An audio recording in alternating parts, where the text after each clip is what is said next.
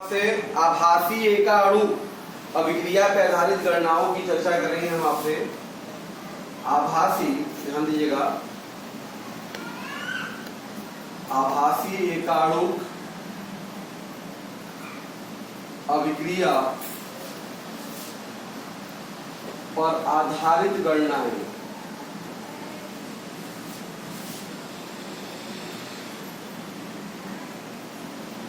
ध्यान दो बेटा, आभासी एकाणु पर आधारित गणनाएं जो है, आभासी एकाणु का अभिक्रिया तो मैंने आपको बताया ही था। सीधी सी बात है, वे अभिक्रिया जिसकी कोटि एक हो पर आणविकता, भाई जिसकी कोटि, सीधी सी बात तो मैंने बता चुका हूं आपको मैं कि जिसकी कोटि क्या हो, एक हो, पर आणविकता जो हो बेटा, आणविकता दो या दो से अधिक हो, हाँ, उसी को हम लोग क्या करते थे बेटा, आभासी एकाणु अभिक्रिया की कैटेगरी में रखते थे।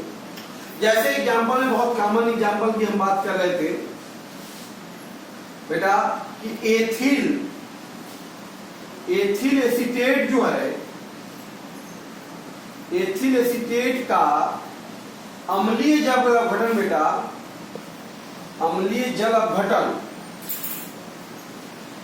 ये आभासी एकाणु का अभिक्रिया है। ये क्या है? आभासी, देखिए CH3COO C2H5 प्लस H2O किसी अम्ल की उपस्थिति में मान लीजिए कराते हैं, तो ये हमको CH3COOH और प्लस C2H5OH देता है बेटा। ठीक है, तो यह अभिक्रिया बेटा जो आप देख रहे हैं, यह अभिक्रिया या इस अभिक्रिया की जो कोटि है, अभिक्रिया की कोटि, जो अभिक्रिया की पहले दर की बात करें बेटा, तो अभिक्रिया की दर जो हमको यहाँ देखने मिलता है वो कंसंट्रेशन ऑफ CH3COO C2H5 होता है। बात समझ में आ रहा है? इसका मतलब अभिक्रिया की जो कोटि है, ये यहाँ पे अभिक्रिया की कोटि ये बेटा एक है, और अभिक्रिया की ये आणविकता जो है यहाँ पर, आणविकता ये है 2। इसका मतलब ये हम कह सकते हैं कि जो एग्जाम्पल आप देख रहे हैं कि यह अभिक्रिया जो है आभासी एकाणु अभिक्रिया है, आभासी एकाणु अभिक्रिया है। ये तो क्लियर है बेटा। सबसे बड़ी बात ये जानिए इस अभिक्रिया के बारे में, जो रिजल्ट आपको मिलता है खास तौर पे, देखो बेटा, इस अभिक्रिया में बेटा, इस अभिक्रिया में सिर्फ एस्टिक अम्ल बेटा, ये जो एस्टिक अम्ल देख रहे हैं आप, एसिटिक अम्ल ही एक ऐसा उत्पाद है जिसका अनुमापन बेटा, जिसका अनुमापन NaOH द्वारा किया जाता है। इसका टाइट्रेशन किसके द्वारा होता है बेटा? NaOH सोडियम हाइड्रोक्साइड के द्वारा होता है इस अभिक्रिया में। लेकिन आप ध्यान दीजिए, यह अभिक्रिया बेटा, बहुत ध्यान दीजिए बात बेटा, कि यह जो अभिक्रिया है, यह अम्ल उत्प्रेरित अभिक्रिया है। अम्ल उत्प्रेरित अभिक्रिया है। कैसी अभिक्रिया बेटा? यहां पे एसिड प्रेजेंट रिएक्शन में। इसका मतलब यह हुआ कि NaOH के द्वारा, NaOH के द्वारा बेटा सिर्फ एस्टिक अम्ल ही नहीं, एस्टिक अम्ल ही नहीं बेटा, बल्कि ये जो उत्प्रेरक वाला अम्ल है H+, बल्कि उत्प्रेरक वाला जो अम्ल है, तो H+ भी उदासीन होगा। मतलब यहां पे दोनों का टाइट्रेशन होगा, H+ भी पार्टिसिपेट करेगा टाइट्रेशन में बेटा, और एस्टिक अम्ल भी पार्टिसिपेट करेगा। इसलिए बहुत केयरफुली इसको टाइट्रेट करना पड़ता है। तो ध्यान दीजिएगा इस रिएक्शन के बारे में। अगर हम थोड़ा अध्ययन किया जाए बेटा तो हम आपको बता दें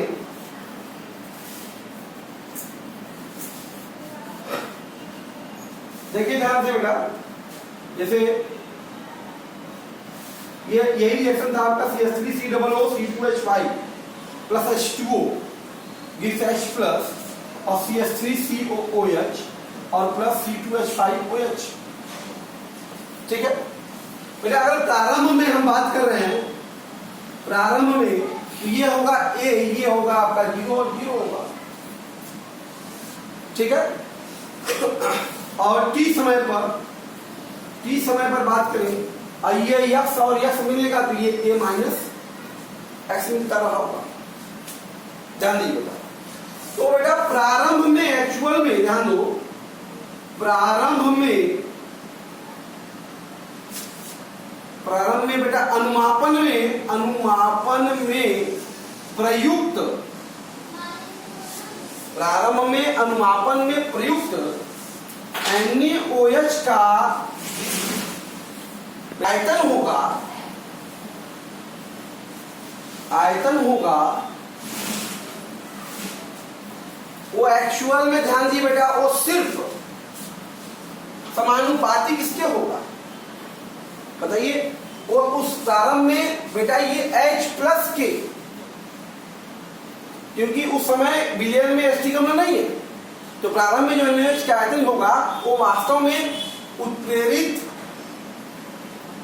अम्ल की मात्रा के समानुपाती होगा, बेटा। प्रारंभ में जो NaOH की आयतन का जो आप बात कर रहे हैं, V0 की बात करें, वो एक्चुअल में उत्प्रेरित अम्ल की मात्रा के समानुपाती में प्रयुक्त हो रहा है। ठीक है, समीकरण नंबर 1। और अगर हम बात करते हैं t समय पर प्रयुक्त NaOH का जो मात्रा होगा, NaOH का जो आयतन यूज होगा बेटा, जान दीजिएगा, NaOH का जो आयतन होगा उसको हम Vt आप कह रहे हैं, तो ये तो एक्चुअल में प्रोपोर्शनल किसके होगा बेटा? ये एस्टिक अम्ल की मात्रा बेटा और प्लस उत्प्रेरक अम्ल की मात्रा, ये दोनों के समानुपाती होगा, क्योंकि t समय पे बेटा अम्ल तो ही है, एस्टिक अम्ल भी बन जाएगा उसमें, तो t समय पे जो NaOH प्रयुक्त होगा Vt वो एस्टिक अम्ल के साथ साथ उत्प्रेरक के लिए भी प्रयुक्त होगा। तो इसका मतलब ये ध्यान दीजिए, इसका मतलब बेटा t समय पर प्रयुक्त जो एस्टिक अम्ल की जो मात्रा होगी, वो वास्तव में समानुपाती इसके होगा, एक्चुअल मात्रा किसकी होगी बेटा बताइए? Vt माइनस V0 के समानुपाती हो जाएगा। बताओ भाई, सोचो, देखो V0 क्या है? सिर्फ अम्ल का है, और Vt क्या है? इन दोनों का है। तो इसका कितना होगा बेटा? इसमें से V0 हटा देंगे, एस्टिक अम्ल की मात्रा क्या होगी? इसमें से V0 को हटा देंगे, तो जो ये आयतन होगा वो एग्जैक्ट में किसके लिए हुआ है बेटा? एस्टिक अम्ल के लिए प्रयुक्त हुआ है। अच्छा, एस्टिक अम्ल की मात्रा t समय पे कितनी है बेटा? x कितनी है? x। इसका मतलब ये होगा बेटा कि x प्रोपोर्शनल होगा Vt माइनस V0। समीकरण नंबर 1 होगा बेटा। क्लियर है बेटा? इसी प्रकार से अगर हम बात करें कि बेटा अगर अनंत समय पर अभिक्रिया समाप्त होने पे अगर आप बात कर रहे हैं, अभिक्रिया के पश्चात अर्थात मतलब क्या हो गया बेटा? अनंत समय ना, अभिक्रिया के पश्चात का मतलब क्या? बहुत समय बीत गया। अनंत समय पर प्रयुक्त बेटा जो NaOH का आयतन होगा तो क्या कहेंगे हम? D इनफाइनाइट कर दें। ये एक्चुअल में किसी समानुपाती होगा बेटा? ये होगा उत्प्रेरक अम्ल की मात्रा। देखिए अम्ल कहीं बाहर नहीं जाएगा, क्योंकि प्रेरक हमेशा बना है, इसलिए उसकी मात्रा उदासीन होगी, वो ऑलरेडी जुड़ा रहेगा। और प्लस बेटा एस्टिक अम्ल की अधिकतम मात्रा। अधिक जितना अधिक से अधिक इसकी मात्रा उदासीन हुई है, इन दोनों के समानुपाती होगा अभिक्रिया के अंत में प्रयुक्त NaOH का आयतन। तो इसका मतलब बेटा एस्टिक अम्ल की अधिकतम मात्रा, एस्टिक अम्ल की अधिकतम मात्रा जो समानुपाती होगी, अधिकतम मात्रा समानुपाती किसके होगी बेटा? एस्टिक अम्ल के V इनफाइनाइट माइनस उत्प्रेरक की मात्रा, मतलब क्या? V इनफाइनाइट माइनस V0, इसके समानुपाती होगा। एस्टिक अम्ल की अधिकतम मात्रा क्या होगी? अनंत समय बताइए क्या होगा? ये A हो जाएगा ना। अनंत समय में बात करें तो ये हो जाएगा 0, ये हो जाएगा A। इसका मतलब ये क्या है? A है। इसका मतलब A प्रोपोर्शनल टू बेटा V इनफाइनाइट माइनस V0, समीकरण नंबर 2, समीकरण नंबर 2। ये अगर बात हमको मिल गई बेटा, तो अब जरा ध्यान दो। अगर अब आपको देखिए रिजल्ट क्या क्या मिल गया, यहाँ पे रिजल्ट मिल गया इस क्रिया के लिए कि यक्स प्रोपोर्शनल है आपका Vt माइनस V0, और बेटा A प्रोपोर्शनल है V इनफाइनाइट माइनस V0। तो अगर हम कहें A माइनस यक्स क्या होगा? प्रोपोर्शनल टू बेटा V इनफाइनाइट माइनस V0 और माइनस Vt माइनस V0। इसका मतलब A माइनस यक्स जो होगा प्रोपोर्शनल बेटा क्या होगा? V इनफाइनाइट माइनस Vt, ये होगा ना। अब बताइए A की वैल्यू मिल गई और A माइनस एक्स की वैल्यू मिल गई। जब वैल्यू मिल गई उठा के रख दिया जाए प्रथम कोटि के समीकरण में। प्रथम कोटि के समीकरण में अगर आप रख देते हैं बेटा, प्रथम कोटि के समीकरण से, प्रथम कोटि के समीकरण से बात करें तो K बराबर क्या होगा? 2.303 upon T log of A upon A minus x. तो यहां से हमको क्या फार्मूला बन जाएगा बेटा? प्रथम आभासी एकाणु के लिए 2.303 अपॉन T लॉग ऑफ, बताइए A की वैल्यू क्या है? बताइए V infinite minus V0। A की वैल्यू कितनी है बताइए? V इनफाइनाइट माइनस V0 और बटे A माइनस एक्स की वैल्यू बेटा कितनी आ गई हमारे पास? V infinite minus Vt। तो बेटा ये फार्मूला है, ये आभासी एकाणु का अभिक्रिया, इसका अनुमापन हम एथिल एसीटेट के जल अपघटन का जो अनुमापन NaOH द्वारा कर रहे हैं, उसके लिए क्या फार्मूला है? K 2.303/T log V infinite minus V0 बटे V infinite minus Vt। V0 क्या है? T समय पर प्रयुक्त NaOH का आयतन, जो सिर्फ और सिर्फ H प्लस के लिए यूज होता है, ठीक है।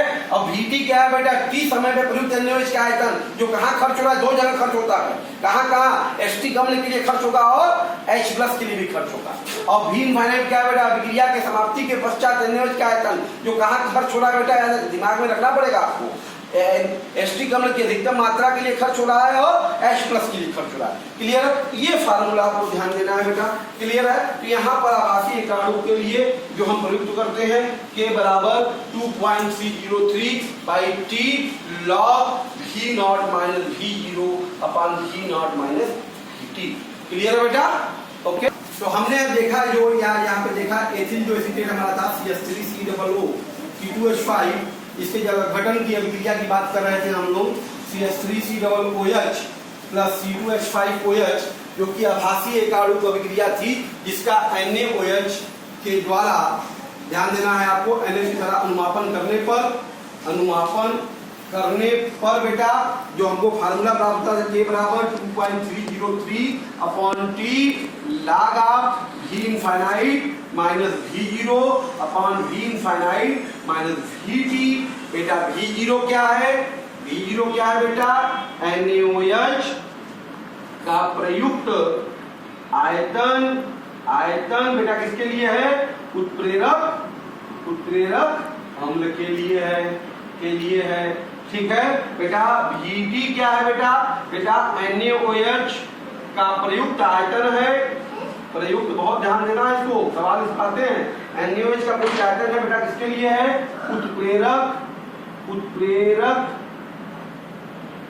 उत्प्रेरक जो है हमारा अम्ल और प्लस एस्टिक अम्ल के लिए, दोनों के लिए है। ये बात में रहा है, Vt का प्रयोग दोनों के लिए प्रयोग हो रहा है बेटा। और ये V इनफाइनाइट क्या है बेटा? NaOH का प्रयुक्त आयतन जो है, NaOH का प्रयुक्त आयतन वो एक्चुअल किसके लिए प्रयोग हो रहा है बेटा? उत्प्रेरक अम्ल और प्लस अधिक्य अधिक्य H3C≡OH के लिए। ये हमारा कॉन्सेप्ट है एक्चुअल में। अच्छा, इसमें जरा केस 1 देखा जाएगा। केस 1, अच्छा मान लो जब अभिक्रिया में उत्प्रेरक